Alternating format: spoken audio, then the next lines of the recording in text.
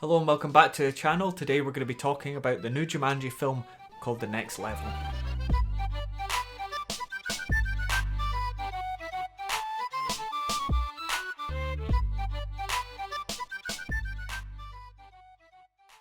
Okay, so I saw this film yesterday.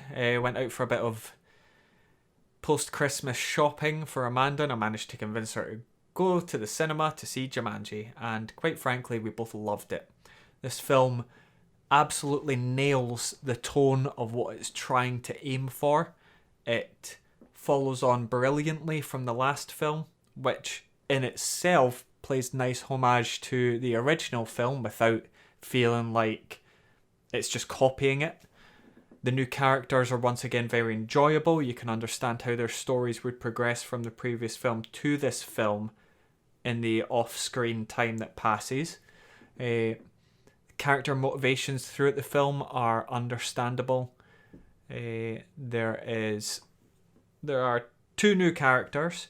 You have Spencer's Grandpa Eddie and Grandpa Eddie's friend Milo, but they're not friends for most of the film. You find that story out gradually throughout.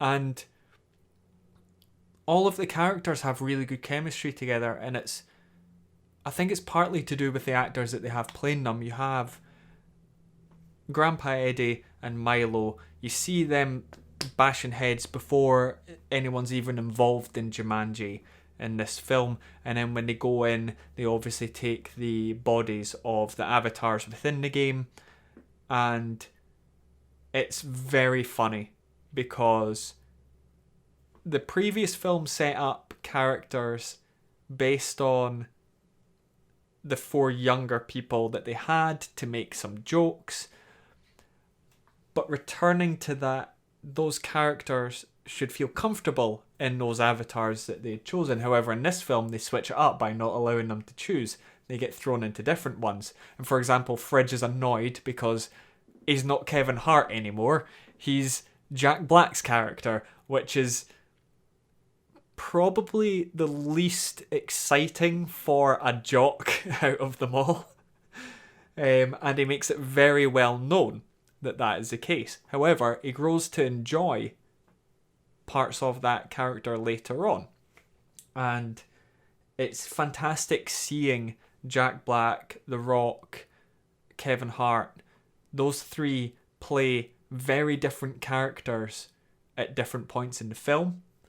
And that is very impressive. The way that they do that is fantastic. You can see the just small things that The Rock does that comes across as Danny DeVito, and it's the same with Kevin Hart and old man Milo, and then Jack Black and Fridge, respectively.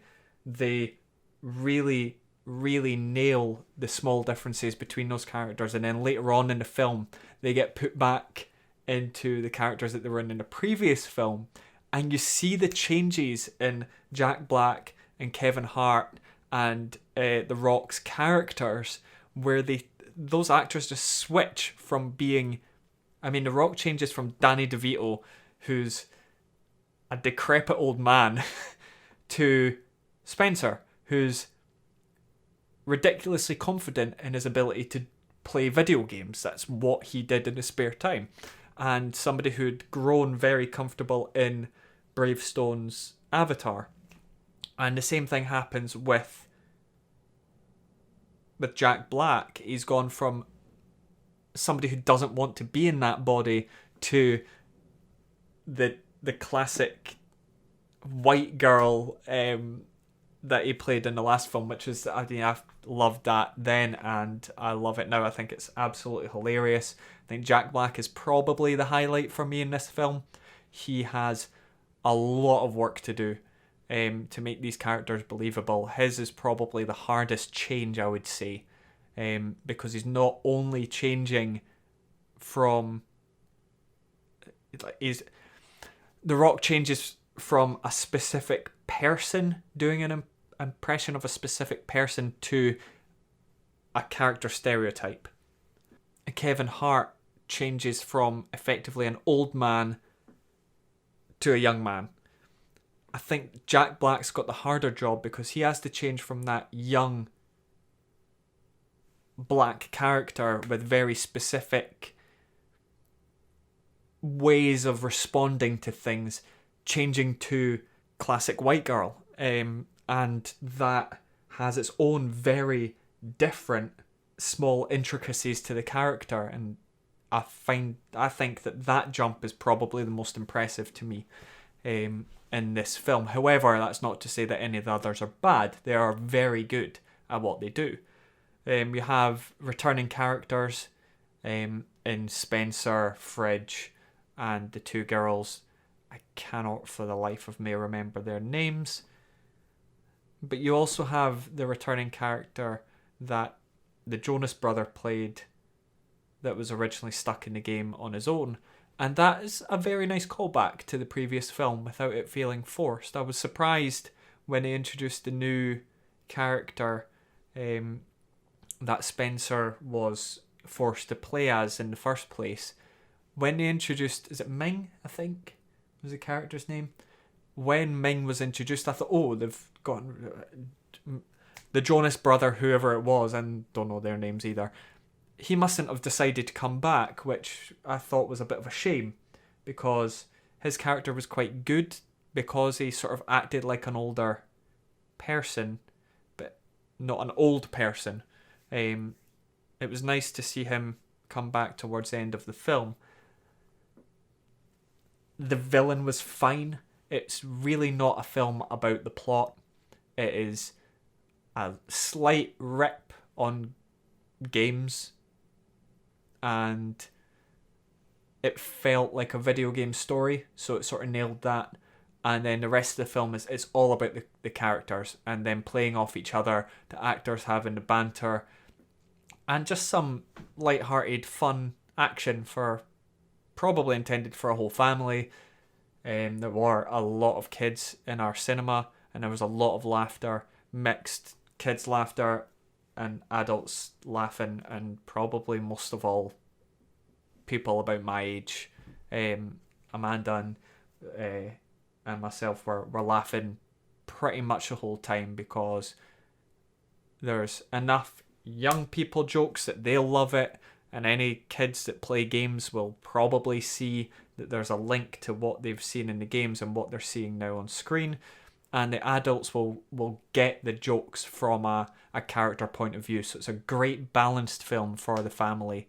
And towards the end of the film they hinted there might be a third that might be more like the original Jumanji that happens in the real world. It'll be very interesting to see how that goes. I feel like you'd probably have the first two acts happening in the real world with the younger actors, which is great. That gives them a good chance to show off their acting props. And then maybe to get the game back into the game, you would have the last act with, Dwayne Johnson, Kevin Hart, Jack Black, and Karen Gillan. That would be great, because that would concentrate more on the kids and give those younger actors a really good chance to shine. And it would allow the older actors, the more experienced, bigger names, to also get a reasonable amount of screen time and do the final act, which will be very action heavy, which is why you employ people like The Rock. That in his comedy. I'm looking forward to it. If there is going to be a third one, I'm really looking forward to it. And it all comes down to the characters that they nailed when deciding to reboot or do a sequel long after the original, and decided not to just rip it off and have the game happen again in the real world. They can now move to that without it feeling completely out of place. Well, those were my thoughts on the film, but I want to know what you think. So if you've seen the film, comment below, let me know what you thought of it. If there was any character that was your favourite, let me know what that was. I know mine was definitely Jack Black. So hit that like button, hit the subscribe button, bell it if you want, and I'll see you next time. Thanks.